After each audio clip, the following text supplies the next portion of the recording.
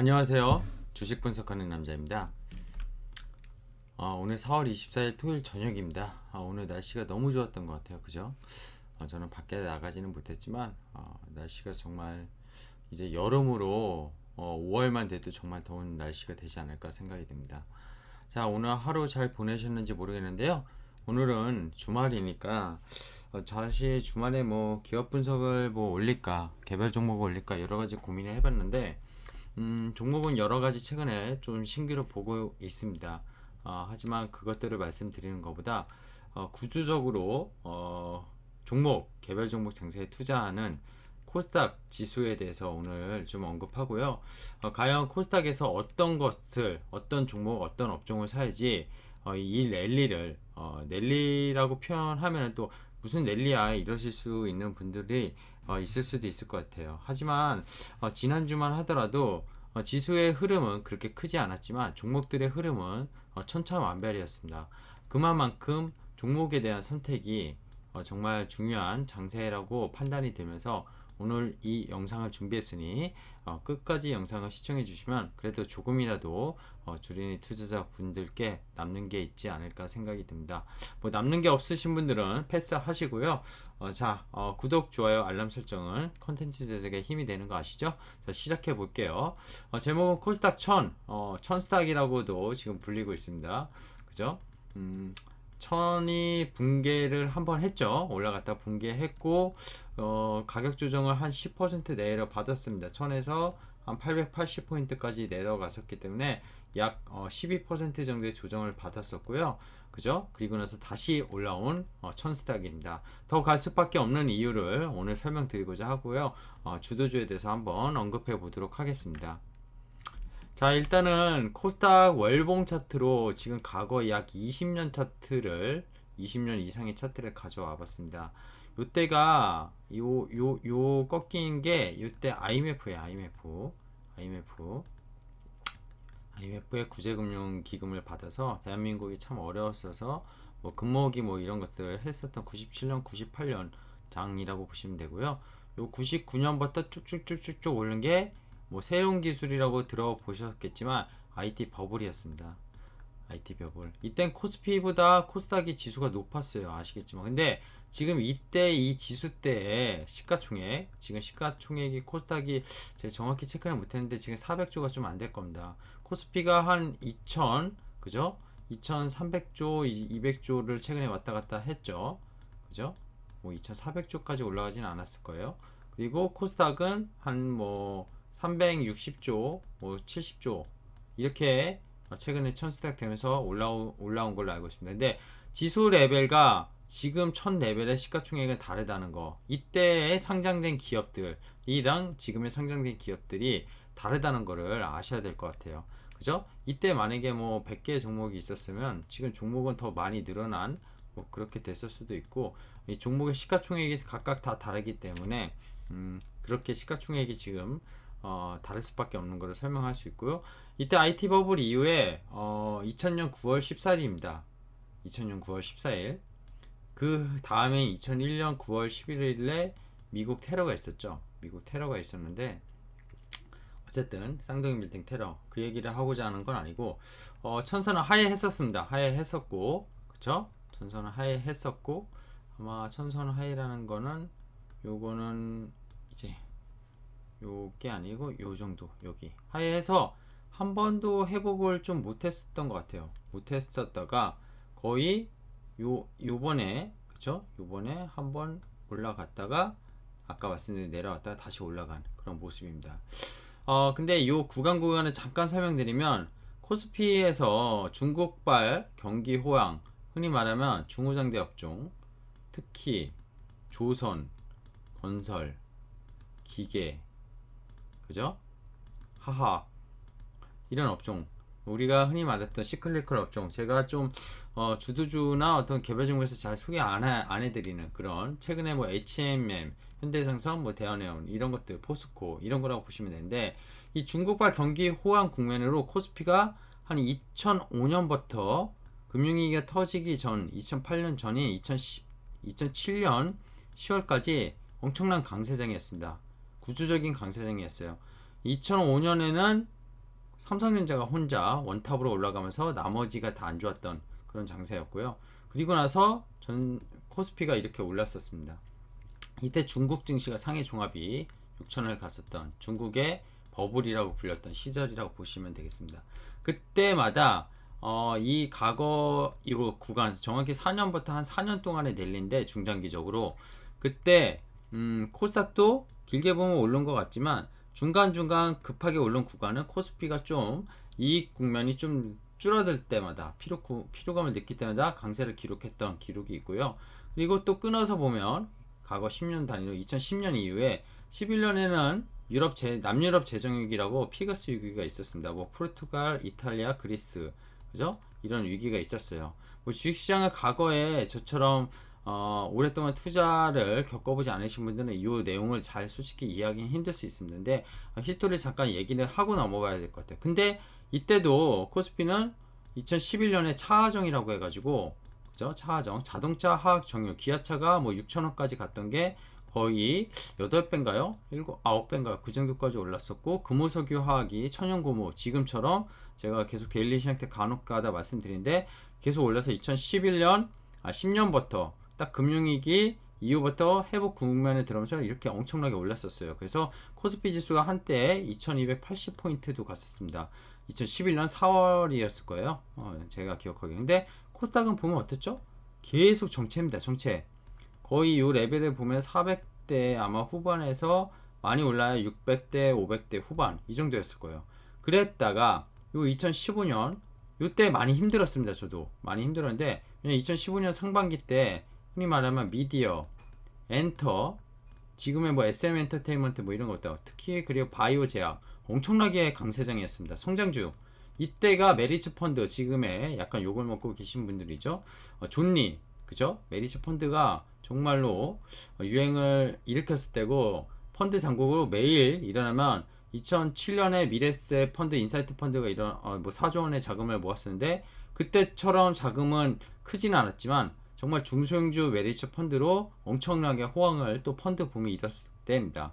그러면서 중소형주 강세가 일어나는데 이것도 1년을 가지 못하고 2015년 7월 8월부터 완전히 때려 맞습니다. 그러면서 정말 어려운 장이 나왔다가 그랬다가 요 2012년 코스피가 강세장을 이어나가고 코스닥은 후발주자로 18년까지 조금 올랐다가 코스피 18년부터 꺾였고 코스닥도 꺾였습니다. 그리고 2020년에 요 코비드 19으로 인해서 400포인트대까지 떨어졌던 게 요 장대 음봉이라고 보시면 되겠습니다. 그리고 나서 구조적으로 계속 올랐죠. 그래서 여기 그거를 다 나열한 겁니다. 근데 이제 제가 2020년 전까지 말씀드렸는데 20년에는 전세계 주요지수 중 가장 높은 수익률을 기록했습니다. 요때 YTD로 봐도 그랬습니다. 하이라이트는 제약과 바이오였어요. 그 누구도 넘볼 수 없는 섹터였습니다. 그리고 나서 IT도 하반기 들어서 뭐 바이든 당선 이후에 그 전부터 오른 종목도 있지만 구조적으로 IT도 올랐다. 반도체도 하반기부터 좀 움직였다. 근데 제약 바이오를 넘어설 수는 없었어요. 근데 21년 들어서 코스닥이 여기 보시면 좀 힘들었잖아요. 그죠? 1, 2, 3월 힘들었던 게 제약 바이오 시가총액 큰 비중을 차지하는 제약 바이오 업종 때문에 힘들었어요. 왜냐? 백신 보급, 경기 회복에 따른 고밸류 부담, 그리고 코비드 19으로 뭐 진단키트나 이런 시젠 등의 시가총액이 상당히 상위권으로 올라오면서 그런 것 기업들에 대해서 주가가 하락하면서 시총 상위주의 제약 바이오 업종이 하락하면서 어려웠습니다. 그래서 1, 2, 3월 매우 어려우면서 제약 바이오 기업들 투자하신 분들은 정말 멘탈 관리가 힘들었던 시기인가 아닌가. 올해 불과 한 달 전이에요. 한 달 전. 근데 제약 바이오 업종이 3월 11일 매 분기마다 찾아오는 1, 4, 7, 10 있죠? 아니 369, 12, 369, 10이죠? 제가 잘못 말했네요. 369, 12.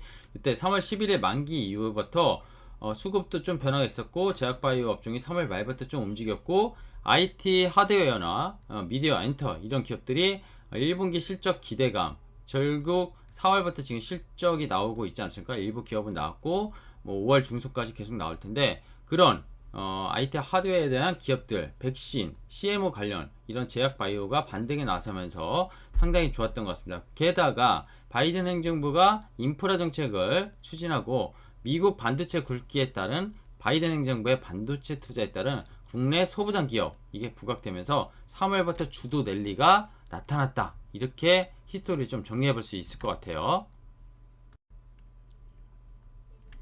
자, 그럼 코스닥 과거와 무엇이 달라졌나 좀 간단하게 좀 적어봤습니다.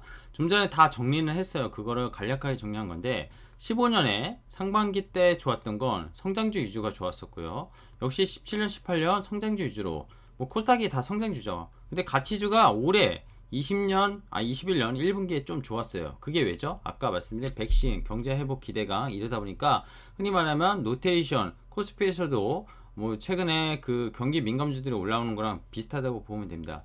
어쨌든 이때 코스닥 전성기 상승을 주도했던 업종이 대부분의 업종이 제약 헬스케어였고 이때부터 특히 2017년 18년에 올라온 제약 헬스케어 업종이 시가총액 비중을 크게 차지했다고 보시면 되겠습니다. 근데 21년 현재는 어떻습니까? 1분기에는 제약바이오가 어려웠지만 결국 4월부터 움직이기 시작했고요. IT, 뭐 헬스케어, 미디어, 이 IT에는 당연히 반도체가 들어가야 되겠죠. IT 하드웨어, 소프트웨어 다 포함입니다. 커뮤니케이션, 뭐 이런 골고루 상승하면서 시총 상위주에 골고루 포진됐다는 겁니다. 제약 헬스케어의 업종은 시가총액의 비중을 상당히 차지했던 업종이 상당히 골고루 분산이 됐다. 이렇게 판단하시면 될 것 같고요. 물론 코스닥이 영업이익, 뭐 OP, 그리고 순이익, 넷마진 이런 쪽에 대해서 특정 업종과 기업의 요 적힌 특정 업종과 기업의 여전히 뭐 상당 부분이 차지하는 거 마찬가지입니다. 근데 이렇게 보면은 코스피도 올해 뭐 컨센서스가 영업이익이 지금 뭐 175조냐 180조냐 막 올라가고 있지 않습니까? 140조 정도죠. 140조. 근데 이게 올라가고 있는데 여기에 대부분 삼성전자랑 하이닉스가 거의 40% 이상 차지하는 거 아시잖아요. 비슷합니다. 근데 코스닥은 큰 기업들이 70% 이상을 차지합니다. 그만큼 적자 기업도 많다는 거예요. 근데 그게 왜 그러냐? 이 제약 헬스케어가 적자가 대부분이지 않습니까? 그럴 수밖에 없다는 거고요. 어쨌든 과거 코스닥 급락을 야기했던 헬스케어 업종의 이익 레벨업이 구간이 되고 있습니다. 그 이유가 뭘까요? 진단키트라는 업종이 시젠 같은 수젠텍 같은 기업이 시총 상위주로 포진이 됐고 백신 관련 최근에 많이 오르는 뭐 ST팜부터 해서 뭐 바이넥스 그렇죠? 그리고 CMO가 대표적인 게 뭐죠? 셀트리온이 물론 있지만 셀트리온은 사실 CMO 기업이라고 볼 수는 없어요. 바이오시밀러 기업이죠. 근데 셀트리온 헬스케어나 제약 이런 쪽은 지금 코스닥에 여전히 있는 상황이고요. 어쨌든 이런 이익이 나는 바이오 업종, 제약 업종이 시총 상위로 포진이 됐다는 겁니다. 그리고 무엇보다 중요한 건 돈 잘 버는 영업이익이 20% 이상의 IT 하드웨어, 소프트웨어, 반도체부터 해가지고 소부장 기업들의 지속 성장이 지금 반도체 사이클을 타고서 꼭 사이클이 아니더라도 정말로 코비드 19이 가져온 그 테크 이노베이션의 수혜를 받고 있다는 게 달라졌다는 겁니다. 자, 근데 거기서 제일 중요한 거 수급을 또 얘기해 드려야 될 것 같아요. 수급. 제가 코스피와 코스닥 올해 1월부터 4월까지 지금 지난주 금요일까지 이번 주 금요일까지 그냥 수급을 가져왔습니다. 누가 샀죠? 개인이 41조 샀어요. 코스피는. 코스닥은 5조 7천억을 샀습니다. 뭐 비교할 수 없어요. 아까 시총 규모가 워낙 크기 때문에 외국인은 거래소 7조를 팔았고요. 기간 33조. 근데 연기금 18조를 팔았습니다. 그죠?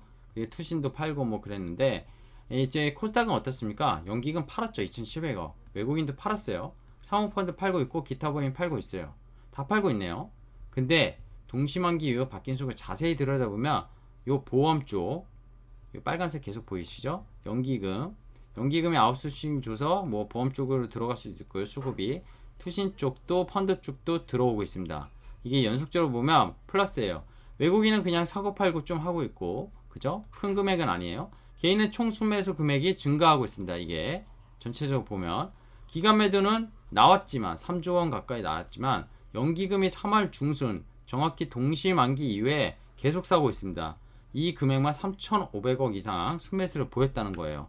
연기금의 코스피는 전략적 비중을 최근에 뭐 회의를 해서 상향했다고 하지만 계속 팔고 있지만 결국 전략적 비중이라는 게 코스피를 줄이고 코스닥을 사는 걸로 저는 해석을 해볼 수 있을 것 같아요. 결론 내드리겠습니다. 코스닥 강세를 지속 예상하는 이유는요. 아까도 말씀드렸지만 이익 전망치, 돈 잘 벌고 성장하는 기업이 증가를 했고 그게 코로나가 가져온 IT 혁신, 그죠? 기술에 대한 성장, 혁신이 우리나라에서도 이 코스닥으로 결국 기업들이 밸류체인이 반도체가 특히 너무 잘 돼 있기 때문에 가능했다. 그리고 단순히 제약 헬스케어가 2015년, 17년, 18년에 올랐던 기대감으로 올랐던 시절과는 지금 다르게 라이선스 아웃도 가능하고 진단키트 업종도 글로벌로 수출하는 기업들이 있고 이렇게 상당히 좋은 기업들 그리고 백신의 CMO 기업들 이런 기업들이 무궁무진하게 시총 상위주로 포진했다는 겁니다. 그래서 코스닥 21년 영업이익 전망치가 12.5조 원이에요. 지금 12.5조 원 20년 대비 그죠? 거의 2배 이상입니다. 22년은 15조 16조 성장을 하고 있다는 게 보인다. 자 그리고 5월 3일 공매도가 재개되지만 다 아시겠지만 코스피 200과 코스닥 150개 아니 코스닥 150 종목에 한해서 된다고 합니다. 자 부분적 공매도 이슈에서 일단 장기로 자유로운 거는 어제도 말씀드렸지만 데일리 때 결국 중소형주 쪽이고요. 이렇게 되면 수급이 자유로울 수 있습니다. 결국 외국인이 대형주를 바스켓으로 큰 포지션을 우리나라 시장에서 갖고 있는 입장에서 그냥 해지 포지션을 그동안 선물로 하던 거를 공매도 금지로 인해서 공매도가 들어간다고 하더라도 기업의 이익이 안 나오는 것들 이런 쪽으로 공매도를 하게 될 거거든요. 근데 코스닥 150이나 코스피 200에 포함되지 않는 기업들은 결국 공매도 하기가 이제는 어렵다. 이렇게 되면은 수급은 상당히 괜찮아질 수 있는 환경이다. 이렇게 보시면 될 것 같고 신고가만 보더라도 코스피보다 코스닥이 많습니다. 상승장의 주도주라고 보시면 되고 해당 업종의 주도 업종을 지속하고 있다. 이렇게 보시면 되겠습니다. 올해 4월만 지금 보더라도 코스닥 신고가 종목의 업종별 탑을 좀 꽂아봤는데요. 소프트웨어, 반도체, 그리고 PBR이 낮았던 건설 기계업종도 경기 인프라나 경기 회복에 대한 기대감 그리고 워낙 싸니까 이런 것들이 오르고 있습니다. 중견 건설사들도 정말 많이 올랐어요. 뭐 제가 소개해 드린 적은 없지만 건설 업종은 그리고 무엇보다 IT 하드웨어, 장비주죠. 뭐 이런 쪽 건강관리, 헬스케어, 미디어, 교육, 게임주, 디스플레이도 되게 좋아지고 있어요. 이런 부분에 대해서 주도주는 계속 지속될 거라고 봅니다. 결국 코스닥도 마찬가지예요.